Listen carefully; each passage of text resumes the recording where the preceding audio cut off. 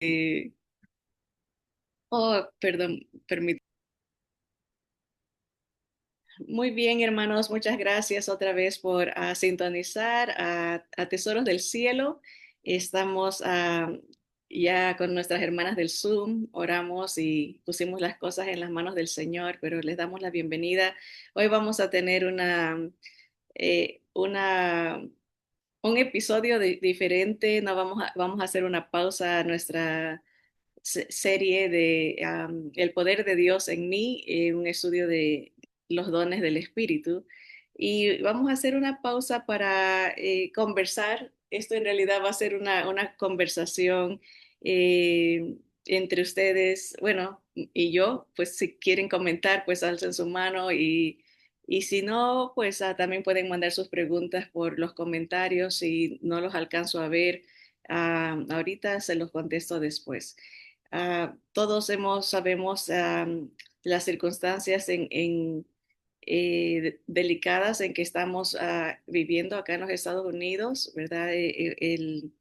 El trágico asesinato del hermano Charlie Kirk ha revolucionado y ha causado bastante eh, tristeza en varios sectores, ¿verdad? Y pues hay bastantes comentarios, ¿no? Y quería darles mi perspectiva, el, algunos de ustedes me han preguntado, ¿no? De otros ministerios, ¿no? Que no lo conocíamos, quién era, qué estaba pasando y, am, y les comparto esto, me encantó mucho un comentario de una hermana que me llamó, me dijo, yo no escucho noticias de acá, sino que escucho noticias de España y no lo conocía, dijo, no sé qué estaba pasando, dijo, pero nomás estaban diciendo que las noticias que era un activista, que era un instigador, ¿verdad? Una persona que busca pleito, ¿no? Y dice, pero pusieron un poquito de un video. Dijo, yo empecé a escuchar que estaba hablando que Jesús es el único Salvador, que él era pecador salvado por gracia. Y dijo, y me quedé como que no concuerda lo que están diciendo y lo que estoy escuchando. Entonces, yo le comentaba, ¿no? Que obviamente el mundo no va a entender la perspectiva de un creyente cuando uno habla, ¿verdad? De un solo camino, una sola verdad. Todo esto va contrario a la corriente que ahorita está en el mundo de que nadie tiene la verdad, todo es relativo. Entonces, claro, choca completamente con la corriente del mundo, ¿no? Entonces, a lo que iba era que me dio tanto gusto que el Espíritu del Señor obviamente le dijo a su Espíritu, eh, no está concordando lo que están diciendo de él y lo que yo estoy escuchando de él. Pero bueno, lo que quería era regresar a eh, quién era él y cómo lo llegué a conocer en cuanto a su labor. Hace más o menos como 8 o 9 años, cuando él tenía como 22 años, él vino a nuestra iglesia. Él a la edad de 18 años empezó una organización ah, conservadora, ¿verdad? Y ahora, cuando hablamos de la gente conservadora, ¿verdad? Mucha gente lo asocia rápido con un partido, ¿verdad? El Partido Republicano, pero no necesariamente, y no necesariamente un conservador tiene que ser un cristiano. Hay personas que no son cristianas que tienen un punto de vista conservador, ¿no? Entonces, en ese sentido, no se está diciendo que el Partido Republicano todos son cristianos o que todos los conservadores son protestantes, evangélicos, ¿no? Hay diferentes personas que son conservadoras sin este, pertenecer al cristianismo, ¿no?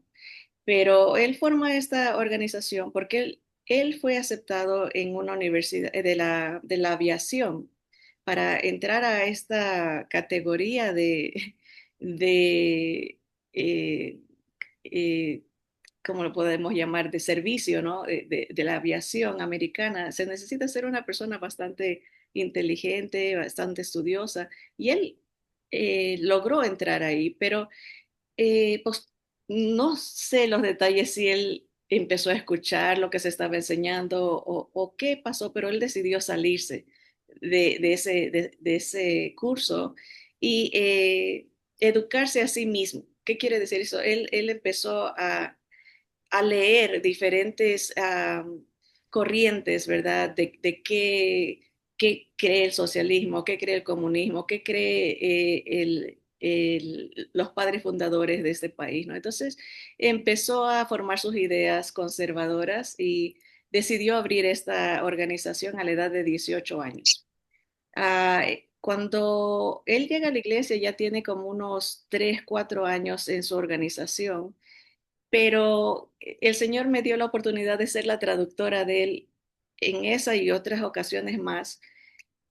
Era jovencito, no tenía todavía mucha base bíblica, o sea, sí conocía de Dios, era creyente y todo, pero así que dominara o que sea muy eh, versado en lo teológico, apenas yo creo que estaba él despertando a a, a dominar, ¿verdad? Lo que es las enseñanzas bíblicas, teológicas. Pero se conoce con el pastor de la iglesia y él lo adopta, por decirlo así, como un discípulo y dice que él le decía, ¿qué me recomiendas leer? Pues lee los escritos de Charles Spurgeon, lee los escritos del pastor Chuck Smith, lee los escritos de Chuck Swindoll y dice que él le decía, ya los terminé, ya leí ese libro, ya leí. Uno de sus testimonios es de que él leía 100 libros por año. Se preparaba mucho, él mismo autoeducaba. Entonces después vino al pastor y le dijo, ahora dame libros de lo que piensan los opuestos. Quiero aprender el criterio, cómo ellos piensan, cómo ellos ven las cosas, porque para una persona debatir, que esa era una de sus especialidades, de conversar y de razonar y de sacar las ideas, es necesario saber qué cree el oponente. Entonces él empezó a prepararse y eso lo da como testimonio el pastor Jack. Dice, él me llamaba y me decía, ya terminé ese libro, ¿cuál otro puedo leer? ¿Cuál otro puedo leer? Entonces dice, me sentía como Gamaliel, porque Gamaliel fue el instructor del apóstol Pablo, Saulo de Tarso, ¿verdad? Y dice Gamaliel, la historia dice que este maestro decía, no me alcanzan los libros porque Saulo era una ese, amante, ¿no? Del intelecto, amante de la preparación. Él mismo decía, soy el mejor, he alcanzado ya no hay más que pueda yo adquirir, ¿no? Pero él mismo dice, todo eso lo he considerado basura uh, en comparación a encontrar a Cristo, ¿no? O sea, y así lo compara el pastor a Charlie, ¿no? Él empezó a crecer y en subsiguientes visitas, ¿no? Se hablaban diferentes temas. Uno de los temas que me recuerdo que le traduje era, en ese tiempo se había reunido el, el Fórum del Económico Mundial, ¿no? Los globalistas, ¿no? Y qué es lo que creen ellos y él no sabía mucho del globalismo, el pastor le empezó a explicar y él después de esa reunión se dedicó a estudiarlo a profundidad y después dice que lo llamaban de diferentes lugares para que él dé pláticas acerca de lo que creen los globalistas y cómo avanzan su agenda a través de diferentes instituciones, ¿no? Hablando de la economía. Entonces, él creció mucho en su conocimiento bíblico en los últimos 10 años o desde que lo conocimos hasta que el Señor se lo lleva. Uh, Era increíble el crecimiento en conocimiento espiritual y bíblico de él. Ah, Cuando esa primera visita que él hizo en la iglesia, apenas yo creo que se estaban dando las cuestiones de los podcasts, ¿verdad? Eso de que pueden como un radio, ¿verdad? Las personas oír a la persona que escojan, ¿verdad? Y en cualquier parte del mundo. Y eso de los códigos QR, ¿verdad? Que uno puede tomarle como una foto y conectarse con los podcasts. Y me acuerdo que el pastor, en esa primera ocasión que fue a la iglesia, dijo a todos, nos dijo, tómenle foto al código QR y apoyemos a Charlie. Nos vamos a ver y dice que después en la segunda visita que él vino, agradeció a toda la iglesia, dijo que en esa ocasión, al siguiente día, su podcast había llegado a ser el número uno en los Estados Unidos. Así que había un trasfondo de conocer su trabajo, su labor. Ahora, Charlie, como conservador, mostraba el amor que le tenía a este país y a las bases bíblicas con las que el país había sido fundado, ¿verdad? La Constitución, cuánta Biblia se había usado en la Constitución, y él le explicaba esto, ¿no? Ahora, lo que nosotros vemos ahora, Estados Unidos, lo que nosotros vemos ahorita de Estados Unidos es muy diferente, si acaso sigue siendo tal vez un por ciento muy mínimo de lo que originalmente um, el plan de los padres fundadores fue. Tanto así que cuando ellos hicieron la constitución, dijeron, este documento, esta regla de leyes, este sistema de gobierno no va a funcionar para personas que no son creyentes, para personas que no tienen a Dios y para personas que no tienen moral. Ellos mismos escribieron, dijeron, esto no va a funcionar para alguien que no tiene a Dios en su vida. Y eso es lo que estamos viendo cuando entran gobernantes que no tienen a Dios o tienen otra manera de ver las cosas, eh, ven la Constitución como algo que obstruye, como algo que, por eso muchos hablan de una crisis constitucional, porque ven que no pueden, no compaginan, no hay les doy un ejemplo. Por ejemplo, la Constitución dice que hay libertad de culto. Uno se puede reunir a adorar a Dios sin que haya opresión del gobierno. No, por reunirnos a adorar a Dios, no nos van a meter presos, no nos van a, a perseguir.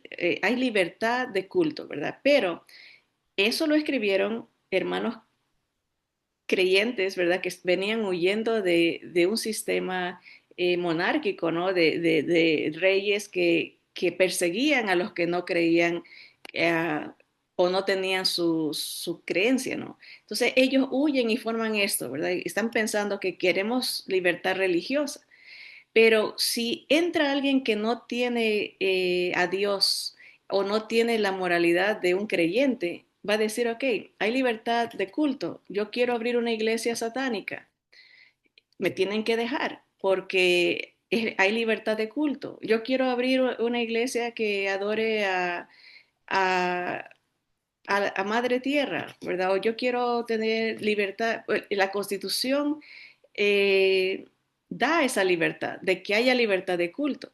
Pero cuando no se tiene al Señor, se va a distorsionar, se va a confundir el orden con el que habían ellos planeado, ¿verdad? Y esto, obviamente, vivimos en tiempos tan difíciles de engaño que cualquiera que diga esto va a sonar como extremista, porque va a decir solamente quieres la religión tuya, ¿verdad? No quieres la religión de los otros. Pero obviamente no va a comprender porque la Constitución no compagina con otras ideologías que no sean religiosas, de creyentes, de personas que seguían la palabra de Dios. Entonces, es un ejemplo general, ¿no? Y me voy a estar interrumpiendo en en esta plática, ¿verdad? Porque surgen diferentes temas, ¿no? Entonces, él pelea por esos principios originales del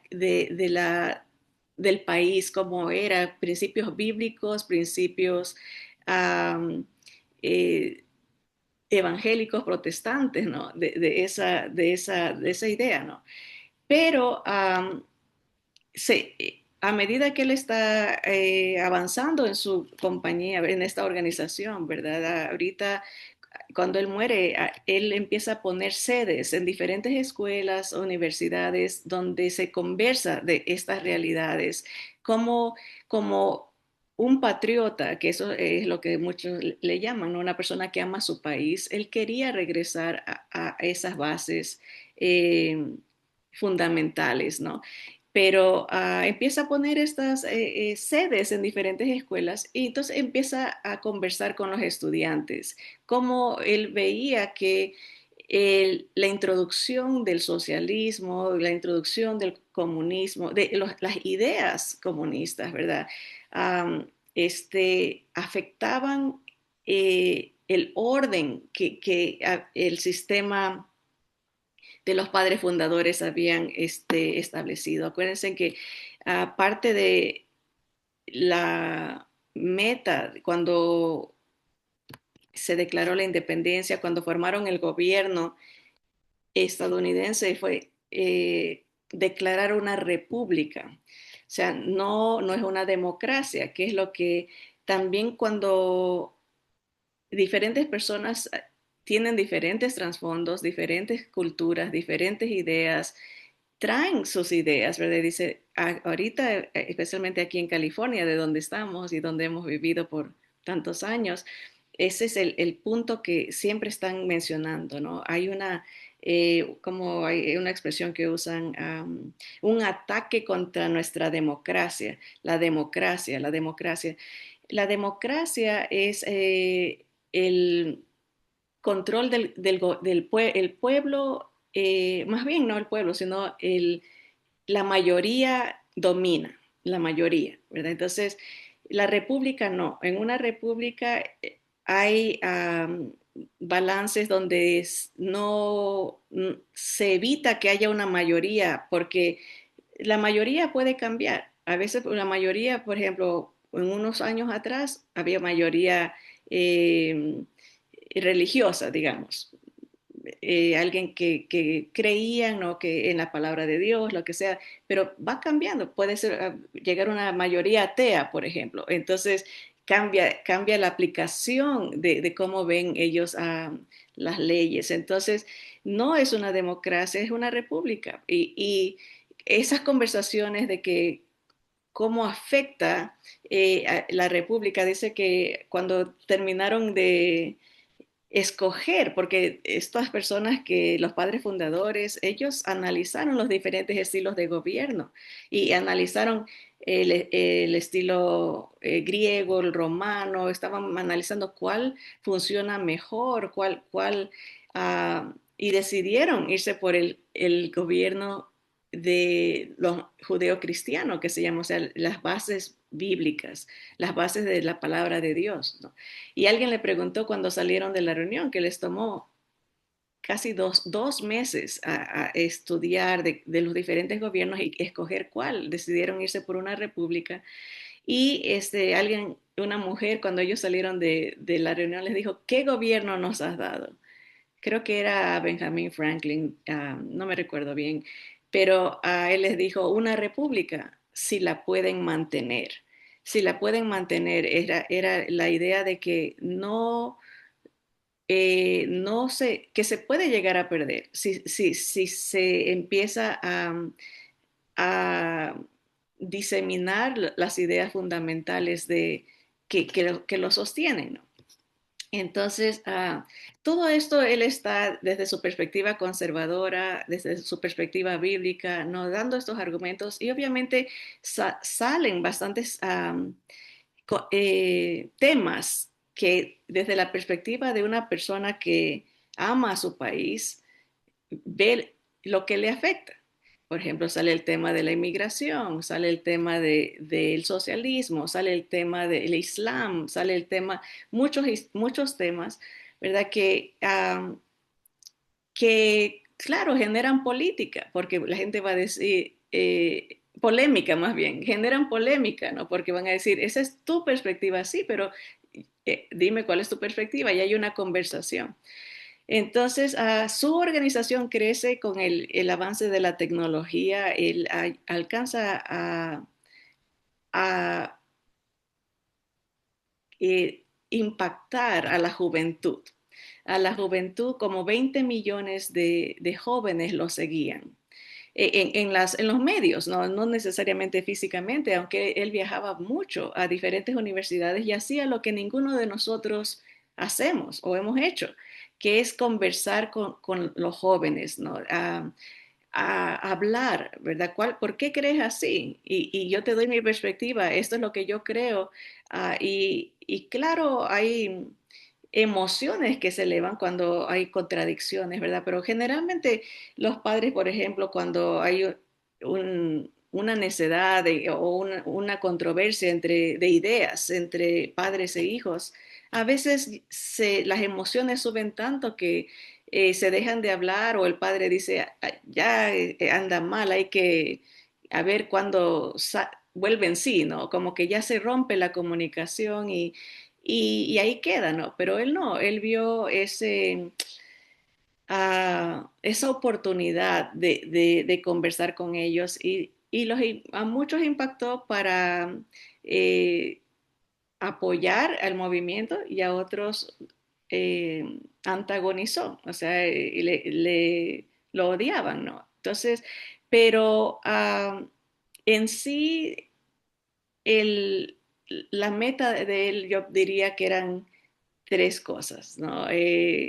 Sí, hablar para defender y buscar el bienestar del país que él tanto amaba, para regresar a los principios fundamentales bíblicos del fundamento del país como originalmente fue diseñado. También la unidad familiar, como la palabra lo describe, lo que es el matrimonio, eh, el respeto de los hijos a los padres, ¿verdad? El amor del esposo. Él era un hombre muy disciplinado, que siempre él decía que para él un país ideal, para él era que la esposa pueda tener la libertad económica para poderse quedar con sus hijos y que el esposo sea el responsable de cuidarla, de proveer, que es algo bíblico, ¿verdad? Pero claro, si una persona en una sociedad está pensando, ¿no? El feminismo, ¿no? El, ¿verdad? Es como, lo ve como opresivo, como algo como está limitando a la mujer, la quiere tener como esclava, la quiere tener como... Entonces empiezan los criterios, ¿no? Pero desde la perspectiva bíblica, ahora, él no siempre les decía, esto dice la Biblia, pero les explicaba con la lógica, la experiencia, ¿no? Lo que se ve, lo que es observable, ¿no? ¿Qué funciona mejor, ¿verdad? Y cuando le preguntaban, él decía, sí, yo creo así porque la Biblia dice esto y esto y esto. Tenía una facilidad de comunicar sus ideas. Tan difícil era traducirle a él porque en todas las universidades, en estos debates es por tiempo. Por ejemplo, una persona dice, da su pregunta, un minuto para contestar, contestas en un minuto y le das un minuto para que el otro conteste y después cierran con otro minuto. O sea, en cuestión de 3 minutos se tiene que decir toda la información y defender su argumento y refutar el otro argumento y concluir, ¿verdad? Pero rápidamente. Entonces, él se hizo un experto en esa manera de comunicarse, de hablar rápidamente y dar sus puntos, ¿no? Uh, Cosa que a veces para los mismos que hablaban inglés era difícil seguir su ilación, ¿no? Como tanta información tan rápida, ¿no? Imagínese tratar de traducir, en un minuto daba 5 o 6 argumentos y uno tratando de traducir, porque para eso no hay notas, ¿verdad? No, eso es en vivo, es traducción en vivo.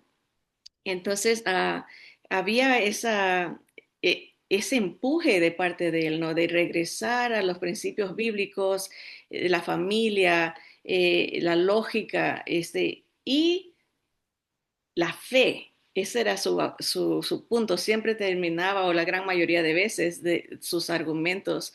Jesús te ama, Él te puede cambiar, Él te puede hacer feliz, el diseño que Dios ha dado es el mejor, ¿verdad? Y nunca los insultaba en cuanto a insultos, ¿verdad? Claro, se sentían insultados por los argumentos, que es muy diferente a que les digan una mala palabra, o que él no ofendía al individuo. Él razonaba a las ideas, las ideologías, como se podría decir, ¿no? Entonces, um, lamentablemente, ¿no? Estamos en una cultura donde si alguien contradice a otro, si alguien da su opinión, este,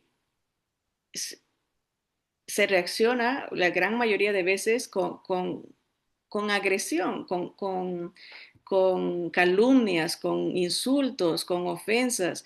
Y eso es algo que como creyentes debemos de cuidarnos. Y el Señor nos da tantas instrucciones acerca de cuidar nuestro hablar, cuidar nuestra manera de tratar a la gente, ¿verdad? Pero es como dicen en inglés, tienen el dicho, estás predicándole al coro, ¿verdad? Como diciendo, eso sabemos nosotros y normalmente, por lo general, el creyente lucha por dar ese ejemplo, ¿no? De armonía, no de ser inquinoso, como decir, estar ofendiendo a la gente con las cosas que dice, ¿no? Y sabemos que el enemigo, o como nosotros lo describimos, ¿verdad? Que para el mundo estos pueden ser palabras militantes, ¿no? Cuando uno dice hay que pelear por la verdad, hay que pelear por el evangelio, hay que defender la fe. Hay un versículo que dice hay que contender ardientemente por la fe que se nos ha dado, ¿no? Todo el mundo puede decir, oh, ellos son agresivos, pero la realidad es que estamos hablando de un campo espiritual, ¿no? Cuando uno habla de contender, está hablando de predicar la palabra, dar el evangelio, orar, mostrar el amor de Cristo, ¿verdad? Ese es nuestra versión de lo que es contender. Pero cuando el otro lado habla de hay que defender, hay que contender, hay que atacar, ellos literalmente sí están hablando de violencia. Y la lógica, la experiencia lo confirma, porque cuando ellos quieren expresar su descontento, su frustración, lo demuestran con destrucción. ¿Cómo se llama? Con vandalismo, incendian carros, rompen ventanas, agreden a los policías. Es un desorden, ¿verdad? Y como creyentes, nosotros haríamos tan mal en seguir esa retórica de hay que levantarnos a crear desorden, hay que a causar caos, ¿verdad? Destruir, ¿verdad? Porque esa no es el llamado que el Señor nos ha hecho. Y ese no era la predicación de Charlie, ¿verdad? Entonces, claro, como todo, hay un proceso de sanidad cuando uno recibe una noticia triste, ¿verdad? Y hay argumentos, ¿verdad? Hay gente que se contenta, hay gente que es indiferente, hay gente que rápido empieza, por ejemplo, a tantas diferentes reacciones, ¿verdad? Y como si alguien no lo conocía, pues se deja, y aquí viene el punto cuando hablamos de estilos de gobierno, ¿no? Una república, una democracia, una um, eh, monarquía, ¿verdad? O una teocracia, ¿no? Donde Dios es el que gobierna, ¿no? Eh, qué es lo que esperamos que suceda y el Señor promete que va a venir, ¿no? A poner su reino donde va a reinar la justicia y la paz. Pero hasta mientras, pues estamos en un mundo donde Él nos requiere ser buenos mayordomos de las bendiciones, ¿verdad?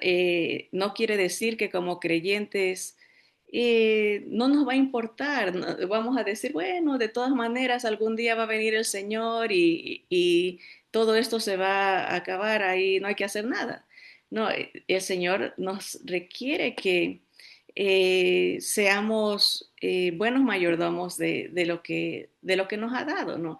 Y ahí entran muchos argumentos, como por ejemplo, cómo afecta, ¿verdad? Cuando uno no ama lo que Dios le ha dado o no aprecia lo que Dios ha dado. Lo descuida o lo malgasta, lo destruye porque no lo aprecia. Y ahí entra bastantes temas que pueden ser entendidos de una manera equivocada, ¿verdad? Por ejemplo, cuando se habla de una inmigración masiva, una inmigración descontrolada, eh, que no solamente afecta a Estados Unidos, ¿no? Vimos Inglaterra que también se para y dice, basta ya, inmigración masiva, porque cómo va a afectar a la economía, cómo va a afectar la estabilidad del país. Salen esos temas, ¿verdad? Y obviamente lo más importante es la apertura al diálogo, por ejemplo. Para traerlo, me encanta cómo el Señor Jesús ponía las cosas sencillas, ¿no? Cuando alguien venía con una pregunta difícil, tratando de hacerlo caer, él decía, déjame darte una ilustración, que nosotros llamamos una parábola, ¿no? Vamos a hablar algo eh, sencillo y práctico que puede ilustrar y te va a dar la respuesta. Entonces, en este sentido, me gustaría usar una analogía. Por ejemplo, no pensemos en gobierno, ¿verdad? Pensemos en nuestra casa, ¿verdad? Sí, y todos creo que hemos pasado por alguna experiencia o una mala experiencia, una realidad que nos ayuda a entender el impacto, ¿verdad? A veces uno quiere ayudar, por ejemplo, a lo mejor a algún familiar y le dice, ok, sí, bueno, puedes venirte a vivir. Viene uno, vienen dos, después vienen cuatro, después vienen seis. ¿Qué pasa en el hogar, verdad? Uno dice, ok, te puedes quedar 2 semanas, un mes, es lo máximo que te puedo ayudar. En ese mes, pues se va a usar más luz, se va a gastar más agua, se va a deteriorar la casa, va a estar más sucia, porque hay más gente, hay, hay consecuencias, ¿verdad? ¿Qué pasa si de esas 6 personas todos deciden no trabajar, ¿verdad? Porque dice, bueno, en esta casa hay comida, estoy bien, estoy cómodo, no trabajo, ¿no? Pues uno va a resentir esa decisión, ¿verdad? Y va a decir, ¿sabes qué? Esto me está afectando, ¿no? Ahora, ¿qué pasa? Pongamos otra ejemplo. ¿Qué pasa si todos trabajan y todos apoyan y todos cuidan y todos limpian y todos están a- apoyando para que salga adelante la casa? Perfecto, ¿no? Hay armonía, hay comprensión, estamos perfectos. Pero la realidad es que no pasa así. Por lo general, cuando uno da este tipo de aperturas, y pueda que cada cual haya tenido diferentes experiencias, pero este, no van así las cosas. Y la gente termina hablando mal del que le dio, termina hablando mal ¿por qué? Llega un momento que ya no se puede, se están rompiendo las cosas, no empiezan a cambiar la estructura de la casa, cambian los muebles, cambian esto, no quieren esto, empiezan a causar descontrol en la estabilidad del hogar. Y, y uno puede decirlo así, si uno está de acuerdo de que, ok, en lugar de que sean 5 o 6, vamos a abrir la puerta de nuestra casa que entren 100. No, no lo haríamos en la lógica, porque uno sabe que no funciona así. Empieza a haber desorden, empieza a haber descontrol.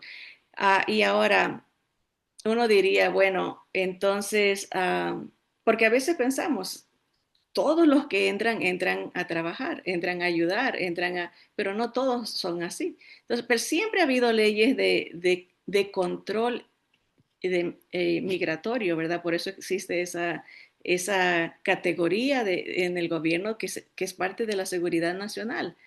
Tenemos que tener un control, o sea, no cerrar, pero tampoco descontrolarlo, porque tiene que ir al nivel de apoyo al ciudadano, ¿no? Ahora, eso por un lado. Ahora, cuando se abren las fronteras así y pues claro, alguien va a decir, es racismo. Ahora, no solamente entran hispanos, no solamente entran personas de nuestros países, ¿verdad? Entran de todo el mundo con diferentes ideologías, diferentes metas, ¿no? Entonces, siempre ha habido control migratorio, siempre. Toda administración, yo me recuerdo en los años, mi mamá me cuenta que en los años 60, cuando ella trabajaba, llegaba llegaban las redadas a la fábrica y se llevaban a los trabajadores, a veces familiares, y la gente corría y les daba unos $20 y les decía, nos vemos el lunes. Se los llevaban el viernes y ya para el lunes regresaban. Y era un sistema, ¿no? No había violencia, no había entendía la persona que era parte del sistema de control, ¿verdad? Había eh, en un sentido sumisión al orden. En los años 80, mi esposo me cuenta, ¿no? Que en Los Ángeles había enredadas, diferentes administraciones, siempre ha habido, pero la única diferencia ahora es cómo los medios de comunicación, y ahí es donde entra todo este asunto que se fomenta la violencia, usando términos y categorizando a las personas como satanalizándolos, si existe esa palabra. En inglés usan, lo demonizan, ¿no? Lo hacen como un demonio a las personas cuando ya se empiezan a usar términos, son racistas. Okay. Si usted no deja entrar a su casa 30 personas para que vivan en su casa, estaría bien que se lo llame racista. Ahora yo diría, y este era un versículo que quería compartir, en verdad quería compartir dos desde un principio, pero como nos salimos del tema, el primero que quería compartir era Proverbios capítulo 18, versículo 17. Dice Proverbios 18, 17, el primero que da su versión parece que dice la verdad, hasta que llega el otro y lo desmiente, ¿verdad? Esta es otra traducción, dice, quien primero habla en un pleito cree estar en posesión de la razón, pero llega su adversario y lo desmiente. Ese proverbio siempre me encanta cuando estoy escuchando a las personas dar sus razonamientos, porque a veces suena como que sí tienen la razón, ¿verdad? Pareciera que casi convencen, ¿no? Y a ese punto iba cuando venimos a hablar de los medios de comunicación. Miren, por ejemplo, y les voy a dar, esta es realidad, es algo que no se pueden negar, o sea, son hechos, son cosas que ya sucedieron y seguirán sucediendo a menos que se regule esa manera de periodismo, ¿verdad? De esa manera de comunicar. Por ejemplo, asesinan a Charlie Kirk y las primeras noticias, a lo menos los canales en español, como es un conservador, en este caso un creyente, no dicen asesinan a Charlie Kirk, sino que dicen muere activista republicano. ¿Okay? Noten cómo se está dando la información. El primero que habla parece tener la razón. Que era republicano, es verdad. Que era activista, también. ¿Cuál es la definición de un activista? Una persona que está activa promoviendo una ideología, ¿verdad? Política o social. ¿Verdad? Me llama la atención que cuando estaba viendo, pero siempre como que se la conecta con alguien militante, como alguien que es agresivo. Entonces, porque la gran mayoría de los medios de noticias conservadores van a decir un comentarista conservador fue asesinado. ¿Por qué? Porque primero se habla de que hubo un agresor, fue asesinado. Cuando uno dice muere, que lo atropelló un carro, le dio un ataque cardíaco, le cayó un rayo, se suicidó, muere. O sea, no hay un indicio de que hay un agresor. ¿Y por qué hacen eso? Porque, claro, se va a defender o proteger y ni siquiera se sabía quién había sido el agresor, no se sabía qué era lo que creía, no se sabía qué era lo que... Pero si hay algo que une, hablando de los que estén en contra de la estructura de Estados Unidos, si hay algo que ideologías que están en contra de los fundamentos bíblicos de Estados Unidos sería el comunismo, el islam y el LGBTQ. ¿Por qué? Porque ninguno de los tres aceptan que sea el cristianismo el que gobierne, ¿verdad? El que tenga el control, los principios bíblicos. Eso es, para ellos es como opresión. Entonces, van a defenderse entre sí, aunque no se puedan ver en un sentido ideológico, ¿verdad? Porque no hay compatibilidad, pero como tienen un enemigo común, que sería Estados Unidos, en sus principios originales fundamentales bíblicos, se van a unir, ¿no? Entonces los medios tienen esa manera de presentar las cosas, ¿verdad? Como un agitante y le agregan, ¿no? Que apoyaba a Trump. Obviamente, sí, en sus principios él apoyaba los principios conservadores y hasta el fin, mejor dicho, no fue hasta el principio, pero no era específicamente que apoyaba a Trump, pero coincidió con los ideales de amar al país primero, de conservar los valores familiares, ¿verdad? De dos géneros, una mujer con un hombre, papá, mamá, la familia, ¿verdad? Bueno, en el caso del presidente Trump, no predica la palabra, ¿verdad? Pero tampoco prohíbe, ¿verdad? Es más, hasta cierto punto, protege las libertades religiosas.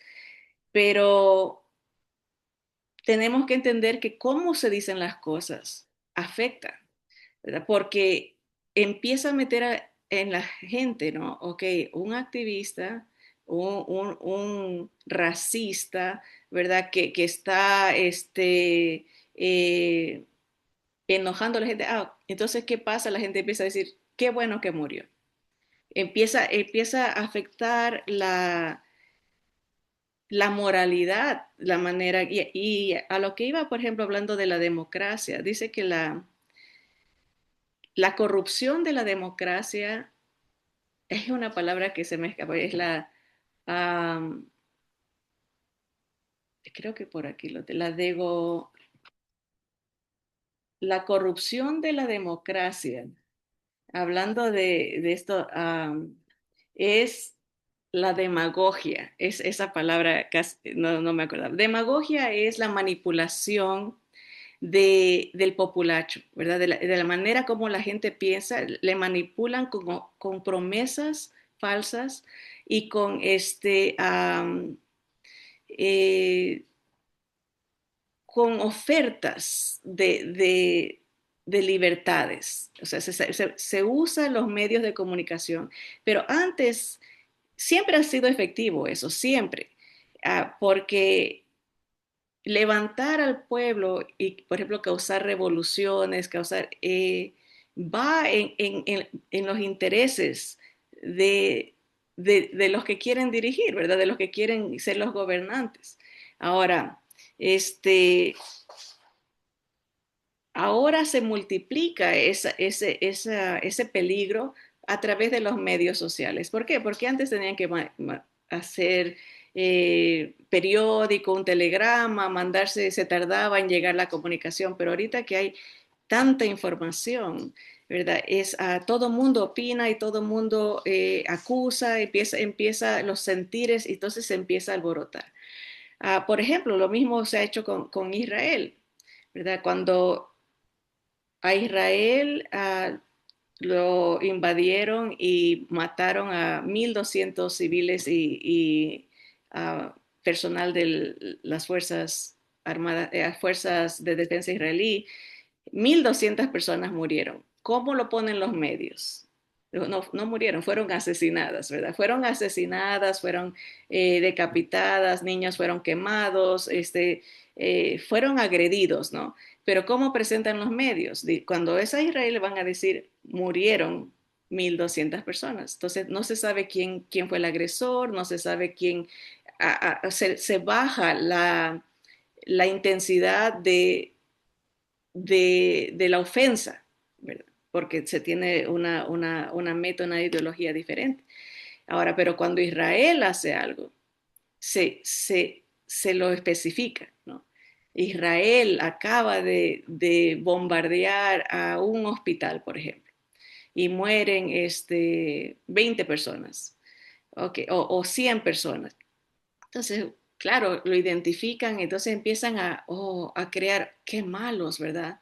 ¿Cómo hicieron eso? Pero no dan los detalles que están detrás. Bueno, debajo de esos hospitales hay túneles de terroristas, están bajo las universidades, bajo las casas, bajo las mezquitas, ¿verdad? No se da esa otra información porque no les conviene. Pero si la persona está solamente oyendo, oh, qué maldad, y dice, ya han muerto, una vez una persona me dijo, han matado millones de personas. Yo digo, o de niños, me dicen, han matado millones de niños. Si la población total de Gaza son 2 millones, o sea que ya a estas alturas entonces ya no hay nadie, porque han matado millones de niños, ¿verdad? Pero aunque sea, y en verdad ahí puede decir la gente, bueno, ¿qué no te afecta que muera un niño? Claro que afecta, claro que afecta, pero si a los agresores no les afecta poner bombas debajo en hospitales, poner misiles dentro de las casas. O sea, ¿de quién? No es la culpa del uno, sino del otro, ¿verdad? Si están fomentando la muerte, ¿verdad? Los quieren como escudos. Entonces, no es un periodismo eh, imparcial, genuino, ¿verdad? De decir, ok, esto es lo que pasó, esto es lo que pasó, sino vamos a dar información de una manera que manipule la mente del pueblo, ¿no? Y eso lo vemos en todos los aspectos, por ejemplo, en el punto de la inmigración, eso de este, causar odio hacia unas personas y decir, bueno, esos son racistas. Y vemos, ¿no? Viene el asesinato y después del golpe, de todo, empieza ese sistema de denigración, ¿no? Se lo merecía porque odiaba a los latinos, ese no era cristiano, ese era un racista y ni lo conocieron, ni lo nomás, o sea, cuál eran sus argumentos, por qué hay que haber un control. Ahora, hablando de cómo afecta el descontrol de la inmigración, miren, los estados donde hay descontrol de inmigración, porque no estamos diciendo que no debe de haber inmigración, lo que estamos diciendo es que debe de haber un control de inmigración. Donde no hay control, hay más crimen, hay más suciedad en las calles, hay más peligro, suben más los impuestos. ¿Por qué? Porque hay más beneficios, se requiere dar más beneficios, entonces cuesta más. Por eso mucha gente se sale de estos estados como un éxodo masivo de gente que deja sus casas y todo porque dice, no, muchos impuestos, está todo carísimo. ¿Por qué? Porque hay mucha gente. Pero, ¿cuál es el propósito a la larga, verdad? Que se está diciendo, no, porque apoyamos al hispano, apoyamos al inmigrante, pues digamos, no, no al hispano, porque inmigrantes vienen de todas partes. Bueno, no, próximo noviembre aquí en California se va a tratar de un tema que es se va a poner a voto, ¿no? Si se aprueba que se reestructure los distritos, ¿verdad? Como que se incluya, y para darles la posición conservadora, ¿por qué habría oposición a eso? ¿Por qué? Por ejemplo, porque se ha comprobado que, digamos que en una ciudad, para ponerlo a que nuestra mente pueda captar, ¿verdad? 20 ciudadanos, digamos que en una ciudad, pongamos en Pasadena. En Pasadena hay 20 ciudadanos, ¿verdad? Pero en el Watts, en el Compton, hay 20 ciudadanos también. Ciudadanos, 20 aquí, 20 allá. Pero en el Watts hay 80 que no son ciudadanos y no van a votar, solo hay 20. Hay 20 ciudadanos en las dos ciudades, pero una tiene 100 porque tiene 80 inmigrantes que no van a votar. Entonces, un partido dice, hay que contar a los 100 porque necesitan más representación. Se necesitan en ese distrito que hayan 3 representantes, porque hay 100, aunque solamente hay 20 ciudadanos. Pero en el otro, que hay 20 ciudadanos solamente puede entrar un representante porque solamente son 20, pero en los dos lugares son 20 ciudadanos, pero el otro tiene más gente y requiere más representación. Entonces, claro, cuando haya más representación, va a ganar el partido que tenga más representación. Y en este caso, sabemos qué partido es, ¿no? Y cuando hay mayoría de representación, ya no cuenta el voto popular. Por ejemplo, esta semana pasada acaba de pasar, ya pasó una ley que ni siquiera se consulta al pueblo porque no se necesita consultar al pueblo porque hay mayoría en el Senado californiano de un partido. Entonces, ¿cuál es la ley? La ley diseñada por una señorita que se llama Celeste Rodríguez, creo que es asambleísta del área de San Fernando. Diseñó esta ley que dice, va a tener derecho a alguien de sacar a un niño de la escuela si firma una forma, sin que los padres sepan. Entonces, mucho pueblo dice, no, ¿cómo es posible que haya una forma que puede llenar a alguien y que saque a un niño de la escuela sin que los padres sepan? Ahora, ellos dicen, no, es que hay que proteger al inmigrante por si acaso algo pase con la familia de ese niño, que alguien pueda irlo a sacar. Ahora, muchos maestros dicen, leyes de protección a los niños existen. Si no llega alguien a sacarlo, pues se llama a los trabajadores sociales, se llaman al servicio de niños, al Children's Services, no, ya existe eso. Ahora los padres posiblemente ya pusieron a alguien que lo saque, pero bueno, digamos que no, que esta ley dice que ya se aprobó, que si usted llena una forma y puede, no tiene que ser familiar, no tiene que ser conocido, puede ser un desconocido, ¿no? Que llena la forma y dice, yo quiero sacar a ese niño. Bueno, en la superficie suena bien, porque dice, bueno, estamos protegiendo al inmigrante. Alguien que lo rescate al niño, pobrecito, que se queda sin sus padres, ¿no?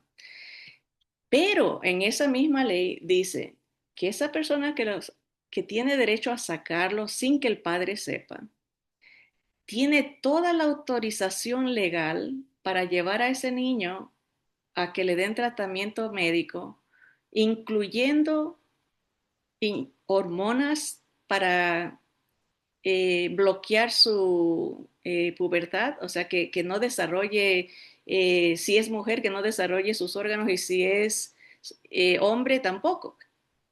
Y con esa forma tiene derecho a autorizar cirugías de cambio de género. Okay. Entonces, una persona dice, analizándolo sin decir, ok, yo no voy suponiendo que voy a decir, yo no soy ni de un partido ni otro, yo nomás me van a decir esto. Esta forma autoriza a una persona a sacar al niño en caso algo pase. Ah, qué bueno, qué bien, se preocupan por los niños, me parece bien. Y le va a dar todo el poder para llevar al niño a que lo lleve al doctor. Qué bueno, porque si se enferma está bien, que le den medicina, que... Pero ¿por qué incluir que esa misma forma tiene la autoridad para que esta persona autorice que le hagan cirugías de cambio de género? Entonces, ya eso ya para mí no me suena que es cuidado al inmigrante. Entonces, se levanta el grupo conservador y dice, eso es un atentado contra el control parental, o sea, que el padre es el que decide.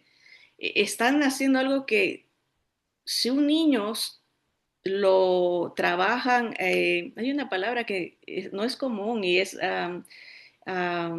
como que lo van preparando para confundirlo, ¿no? Y dice, ok, yo sí quiero que no sé quién soy, quiero que me ayuden y estoy de acuerdo, un niño, digamos, 8 años, 10 años. Y cualquier persona lo puede sacar y lo puede llevar a un centro que le pongan inyecciones hormonas para bloquear su desarrollo genético. O que lo empiecen el proceso de transición. Entonces, se levanta el grupo conservador y dice, eso no, protesta, ¿verdad? Llaman a los asambleístas, no, voten no, voten no. Pero como hay mayoría en el Senado californiano, pasa esa ley 22-10. 22 votan que sí y 10 votan que no. Entonces, básicamente ya no ni preguntan al pueblo, porque yo estoy segura que si preguntaran a la comunidad hispana, que sí tiene todavía es un compás moral, ¿verdad? Eso diría, no, eso no está bien. No tiene nada que ver con si soy demócrata o si soy republicano, es la protección de mis hijos, ¿no? Entonces pasa la ley y el siguiente paso es que el gobernador la firme.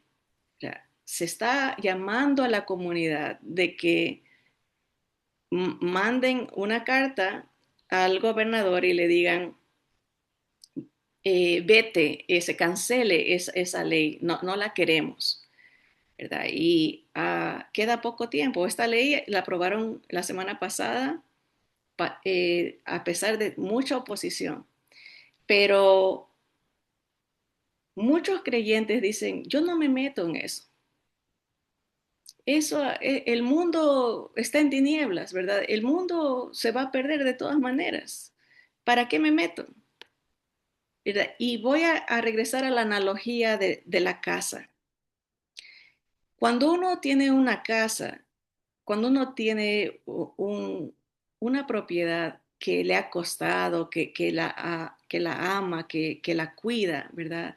Y empieza a ver, empieza a darse cuenta que esta situación de haber dejado entrar 10 familiares que no cuidan, que todo esto y que eh, están afectando mi casa, ¿verdad?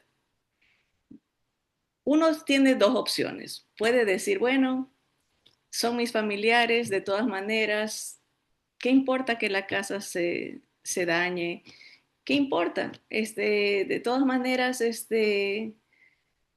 lo material se desgasta, de todas maneras, no hay que amarlo, no hay que amar al mundo, a este mundo, que no importa, que destruyan la casa nomás. No me queda otra. Puede ser una postura, o puede ser o la otra postura puede ser, ¿sabes qué? No, esta es mi casa. Esto no está bien. Necesito cuidarla, necesito protegerla, necesito hacer un cambio para que por lo menos mientras viva no destruyan mi casa. Entonces, queda uno con ese dilema. No, puede decir, ok, yo me, no me involucro, de todas maneras el mundo se va a perder, yo soy salvo, yo sí ya estoy bien, allá hay gente que dice, bueno, cada loco con su tema, ¿verdad? Pero otros pueden decir, no, no podemos dejar que esto pase. Tenemos que regresar a que tener voto, tener, porque eso es lo que es la democracia, gana la mayoría y la mayoría si tiene una ideas que no van con la palabra de Dios, van a votar por todas sus ideas. Entonces el punto es, ahorita para California no se van a elegir asambleístas, no se van a elegir senadores, ya eso ya se quedó hasta después de un par de años, pero el año que entra sí se va a postular el gobernador de California para presidente. Entonces, la postura sería, bueno, si él apoya todas estas leyes ahorita, que es gobernador, imagínense lo que puede hacer cuando sea presidente. Entonces, alguien puede decir, uy, mira, ya está hablando de política, ya está, pero todo lo que hacemos en nuestra vida es espiritual, todo las decisiones que tomamos, cómo trabajamos, cómo pensamos, todo es una lucha espiritual. Como el civismo, ¿verdad? Como si amamos lo que Dios nos ha dado, ¿verdad? Y ahí entra otro tema que en verdad se tiene que topar porque es la realidad que está afectando nuestro país. Por ejemplo, ustedes saben que Dios me tiene sirviendo también en el ministerio carcelario, ¿verdad? La ideología de la democracia socialista es de que es una injusticia que la gente esté en la cárcel. Ayer leía, por ejemplo, que el fiscal Rob Bonta de aquí de California ha enjuiciado al departamento del sherifato,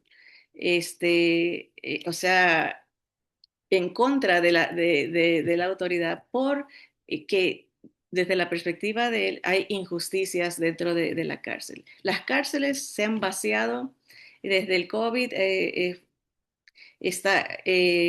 se soltaron a la gente, ¿verdad? Porque se cree que el, no es en realidad el crimen, sino que es la sociedad la que ha afectado a la persona. O sea, ellos no son responsables de lo que han hecho, sino es culpa de la sociedad, porque hay injusticia social. Esas palabras siempre van a estar, injusticia social, atentados contra la democracia, el racismo, ¿verdad? Okay. A lo que iba era esto. Uno va a predicar el Evangelio, ¿verdad? Porque sabe que eso es lo único que va a cambiar el corazón del ser humano, ¿verdad? Porque no se está diciendo que Estados Unidos es el mejor país o el único país o es la salvación del mundo. No, pero es nuestra casa. Ese es el punto. O sea, tenemos que cuidar la casa donde estamos, ¿verdad? Vamos a predicar el Evangelio, a hacer la diferencia en el mundo espiritual, ¿verdad? Y en el mundo físico también, porque una persona que viene a Cristo es una persona que cambia de mente, una persona que se arrepiente, eso quiere decir cambio de mente, su estilo de vida, su egoísmo, porque ese era el siguiente versículo que les quería leer y el tiempo se nos va rápido, Jeremías 17 del 9 al 11. Y dice la palabra en Jeremías 17 del 9 al 11. Engañoso es el corazón más que todas las cosas y perverso. ¿Quién lo conocerá? Yo, Jehová, escudriño la mente, que pruebo el corazón para dar a cada uno según su camino, según el fruto de sus obras. ¿Okay? Señor dice, nuestro corazón como humanos de una naturaleza caída, pecaminosa, es engañoso. A veces creemos que lo que queremos es lo bueno, pero porque hay caminos que parecen buenos al ser humano, pero el fin es camino de muerte, ¿verdad? Y lo digo porque yo no creo, pueda que haya, solamente el Señor sabe el corazón de cada ser humano, pero yo no creo que sean malintencionados en todas sus um, eh, ideas, ¿verdad? Por ejemplo, esta señorita que diseñó esa propuesta de ley que ya pasó, yo no creo que en su corazón hay la idea de hacer daño. Yo no creo. Pero el corazón es engañoso, ¿verdad? Y a veces lo que la gente cree que es bueno, no lo es. Y añade la palabra de Dios, dice, no solamente que es engañoso, pero es perverso, porque no, por naturaleza, no se va a inclinar a la ley de Dios, no se va a inclinar a la voluntad de Dios, se va a inclinar a, a la perversión, se va a inclinar a la desobediencia. Por eso que nos es tan difícil hacer lo bueno, requiere sumisión a la voluntad de Dios, humildad, requiere obediencia. Hacer lo malo es fácil, porque allá se inclina nuestro corazón, allá se inclina nuestra naturaleza sin Dios y con Dios también, pero con Dios tenemos la diferencia que tenemos el poder del Espíritu de Jesús para vencer esa inclinación. Ahora, hay creyentes que viven la palabra y hay creyentes y hay religiosos que no. Y ahí lleva a otro punto. ¿Por qué tanto odio? Porque está unido, y con esto voy a terminar. Vamos a la cárcel a predicar y nos topamos porque nosotros vamos a predicar en español. Hay el ministerio también que predica en inglés, pero nosotros el enfoque se nos ha dado que prediquemos el evangelio en español. Bueno, vamos a un módulo que se le llama y nos toca hablar con una muchacha que era de Sudamérica, bonita, joven, llena de vida, pero estaba en la cárcel, era de Sudamérica. Y hablaba mucho ella, porque uno va para enseñarles, pero ella no nos dejaba hablar. Y decía, yo ya sé eso, yo crecí, yo nací en el Evangelio, decía, yo enseñaba allá en mi país. Y mucho el yo, y no dejaba. Y entre esas de las cosas que empieza a decir, dice, yo no quería venir a este país. Yo odio a este país. Lo odio a este país. Y nosotros pues tenemos que mantener la compostura porque vamos a predicar el Evangelio, no vamos a hablar de nuestras posturas, ¿verdad? Y la escuchábamos y ella dice, yo vine y dice, aunque no quería venir, vine, dijo, y aquí, dijo, me conecté con el cartel de drogas. Dice, y aquí estoy.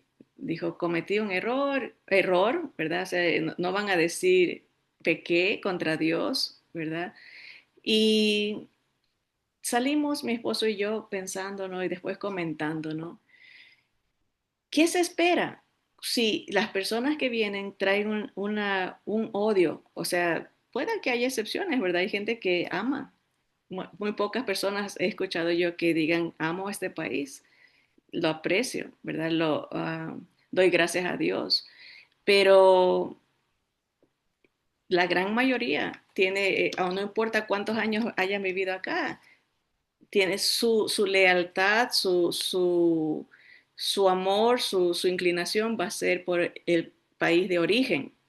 Entonces, eso afecta, porque va a haber apatía, no va a haber, no va a haber deseos de ayudar al país. Acuérdense en la ilustración de la familia que entra al hogar, ¿verdad?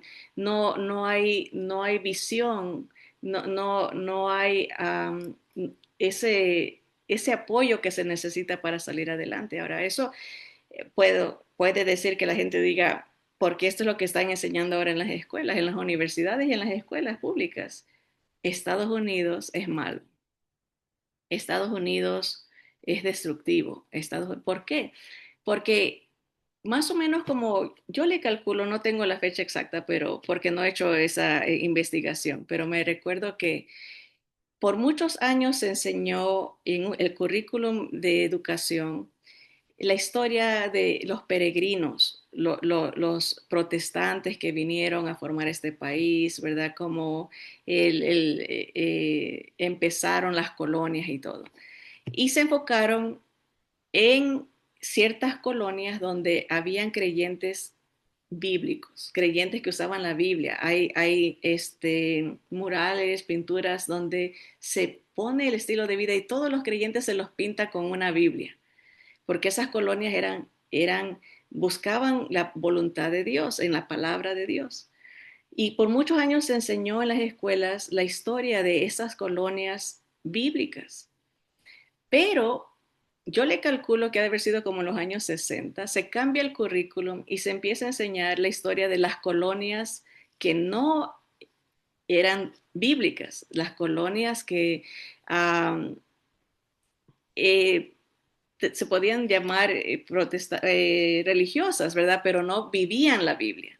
Y se dieron, esas colonias fueron las que empezaron a agredir a los nativos, empezaron o sea, no vivían la palabra, eran solamente de nombre. Entonces empieza a enseñar que el blanco es destructor, que el blanco viene a invadir, que el blanco es racista, que el blanco, y eso se le está enseñando a los niños, ¿no? Entonces empieza a formar un fastidio al país, un odio al país que va carcomiendo la sociedad, porque cuando alguien no aprecia, no quiere, no lo va a cuidar, no le va a importar. Entonces, vemos cómo todo esto empieza a hacer sentido, ¿verdad? Si me prometen, ¿verdad? Como les digo, inmigración siempre ha habido, todas las administraciones se han encargado de mantener un control, pero claro, los medios sociales, ¿cómo lo van a presentar? ¿Cómo van a incitar violencia, el odio? Van a hacer que la persona sienta como, ¿sabes qué? Estos cristianos son, son el problema, ¿verdad? Y ¿a qué lleva? ¿No? ¿A qué lleva? La agresión, lleva, lleva al desorden, al caos, ¿verdad? Y lleva a una degeneración moral, cuando uno dice, bueno, tantos muertos que hay en el mundo, ¿por qué me afecta que maten a alguien que no creía como yo? Entonces ya hay problema, porque nuestro corazón es engañoso, empieza a ver, a justificar la muerte. Y peor si es un hermano, ¿no? Decir, ¿sabes qué? Está bien, de todas maneras, este, hay más, ¿verdad? Entonces empezamos a ver esta táctica del enemigo, ¿no? Y uno, bueno, como digo, tenemos esos términos que el mundo lo va a ver como agresivo, pero nosotros sabemos lo que dice la palabra, no, no luchamos contra carne ni sangre, sino contra espíritus de maldad en las regiones celestes, contra gobernadores que espirituales, ¿verdad? Que están manipulando, que están viendo cómo interrumpir el avance de la palabra, cómo interrumpir la unidad familiar, cómo interrumpir, cómo divide, cómo destruye, ¿verdad? Pero no nos damos cuenta o, o estamos muy ocupados en nuestro mundo, ¿no? En nuestra vida, ¿no? Como para decir, ahora, sabemos bíblicamente que Estados Unidos va a dejar de ser una potencia. Sabemos, la palabra del Señor dice que eh, todas las naciones se van a ir en contra de Israel y que anuncia, ¿no? Como una guerra mundial nuclear, destrucción masiva. Sabemos eso. O sea, Estados Unidos no va a durar para siempre. El próximo año se van a celebrar los 250 años de la existencia de este país. Ninguna nación dura para siempre. Gobiernos suben, gobiernos bajan, ¿verdad? Y los ataques son internos, los ataques son externos, los ataques son al alma e ideológicos. ¿Por qué? Porque más difícil se pone si se le enseña a la juventud, no hay Dios, tú puedes hacer lo que tú quieras. Y nadie te puede decir, nadie te puede decir nada diferente porque es opresión. Poco a poco, ¿no? Se va perdiendo esa, esa luz, ese avance de la palabra. Y va a llegar el punto, ¿cuándo será? Cuando el Señor nos lleve. Muchos dicen que eso va a ser lo causante de que ya Estados Unidos no se influencia. Yo personalmente no creo que haya tantos creyentes, yo creo que el remanente, aunque en 7 billones de gente, si uno mira 5 millones de personas que quieren amar a Dios y que quieren adorar a Dios, eso es una minoría. Ese es un remanente. Sí, en comparación con el mundo, 7 billones y 5 millones no es nada. No va a ser impacto en un sentido que el Señor se lleve a 5 o 10 millones, solamente Él sabe el número, ¿verdad? Pero el punto es de que proféticamente hablando, sí va a haber un acabarse de este país, así como potencia. Eh, ¿Contribuimos nosotros a que en nuestra generación pase? Puede ser. ¿Lo atacan por afuera? Puede ser. El punto es de que el Señor vino a rescatarnos de eso. El Señor vino a rescatarnos de nosotros mismos, de nuestra maldad, de nuestro pecado, paga nuestra deuda, ¿verdad? Y nos da el poder a través de su Espíritu Santo para vencer al mundo. Dice, ¿qué es lo que vence al mundo? Es vuestra fe, ¿verdad? No porque traemos la justicia a nosotros, sino porque el Señor nos lleva con Él, ¿verdad? Es la fe vence al mundo, la fe en Cristo, ¿verdad? Es el tener el poder sobre la muerte y el pecado. Así que son muchos temas, hermanos, muy provocativos en sí, cada cual tiene, pero sobre todo, sí, la palabra es nuestro estandarte, nuestra lumbrera, ¿verdad? La que debe de dirigir nuestras decisiones, pero tiene que ser aplicada en nuestro diario vivir. Protegemos a los niños, protegemos al no nacido, es humano un bebé en el vientre, o es una incomodidad que se puede matar, ¿verdad? Porque es un estorbo. ¿Qué apoyamos, verdad? ¿Qué defendemos? ¿Qué predicamos? ¿Cuán agradecidos estamos de las bendiciones de Dios? ¿Cuánto amor tenemos por lo que Dios nos ha dado? ¿Lo cuidamos? Es la pregunta, ¿no? ¿Cómo mostramos la compasión para otros? ¿Cómo se moviliza la iglesia, ¿verdad? Para bendecir al necesitado. No debe de ser el gobierno, debe ser la iglesia. Cómo ayuda, cómo sirve, cómo consuela, cómo es el Hijo de Dios en acción.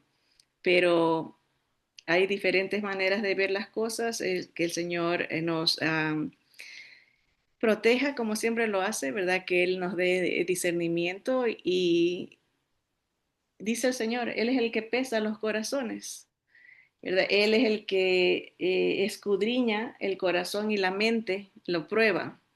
¿Cuáles son nuestras motivaciones? Ah, cuando hablamos, cuando calumniamos, cuando atacamos, cuando acusamos a otras personas públicamente, a través de los medios de comunicación, sin conocer o sin darle oportunidad de que se defienda. Es el libre expresión, ¿verdad? Esos son los valores bíblicos, ¿verdad? El primero que habla suena como que tiene la verdad. Deja que hable el otro, a ver qué dice. A ver, muy bien, es algo aceptable, es algo bíblico. Pero vamos a orar y pedirle al Señor que Él nos dé sabiduría, ¿verdad? No cómo hablarle a las personas, ¿verdad? Cómo mantener eh, ser pacificadores, dice la palabra. El Señor ama a los que mantienen orden. Mantener orden es importante. Estructura, el Señor la dio. El Hijo siempre obedeció al Padre en todo, en palabra, en hecho, ¿verdad? Se honra uno al otro, ¿verdad? Respetar a la autoridad, orar por los gobernantes, ¿verdad? Y necesitamos volver a los principios de la palabra. Vamos a orar. Señor, gracias te damos, Padre, porque en medio de todas las cosas, Señor, tu verdad prevalece. Dice tu palabra que el cielo y la tierra pasarán, mas tu palabra no pasará. Lo que tú has dicho se va a cumplir, lo que tú has dicho se ha cumplido y lo que falta por cumplirse se cumplirá. No, no hay manera, otra manera. Tú dijiste en el mundo tendréis tribulación, pero confiad, yo he vencido al mundo. Sabemos que tú eres la respuesta, Señor, que tú eres el que cambia los corazones, nos limpias de todos prejuicios, de todo sentimiento de vanidad, de orgullo, de soberbia, de arrogancia. Tú eres el que nos limpia, Señor, el que purifica nuestros corazones, nuestra mente, para ser tiernos a tu voz, escuchar tus consejos. Señor, eres el que nos instruyes a amarnos los unos a los otros como tú nos has amado, a dar de gracia lo que hemos recibido por gracia, salir, a hablar a la gente. Gracias por nuestro hermano que tuvo el corazón de hablar con la juventud, aunque le costó su vida. Gracias, Señor, por ese ejemplo de trabajo incansable, la disciplina, de prepararse, estudiar tu palabra, de ser elocuente como Apolos, que defendía tu palabra. Señor, danos más de nuevo, danos más entereza para hacer una diferencia en los que nos rodean, Señor. Vivir lo que predicamos, Señor. Ayúdanos, Padre Santo. Sabemos que todas estas ideologías llevan a violencia, de guerras civiles, guerras alzamientos del populacho, Señor. Ayúdanos a entender que el enemigo está buscando todo esto, Señor. Padre, ayúdanos a saber que tú tienes la respuesta, que tú eres el camino, la verdad y la vida, y que nadie puede ir al Padre más que solamente por ti, Señor. Padre, bendícenos, ayúdanos. Señor, te lo rogamos en el nombre poderoso de Jesús. Amén y amén. Que Dios me los bendiga, hermanas. Gracias por su sintonía. Adelante con Cristo.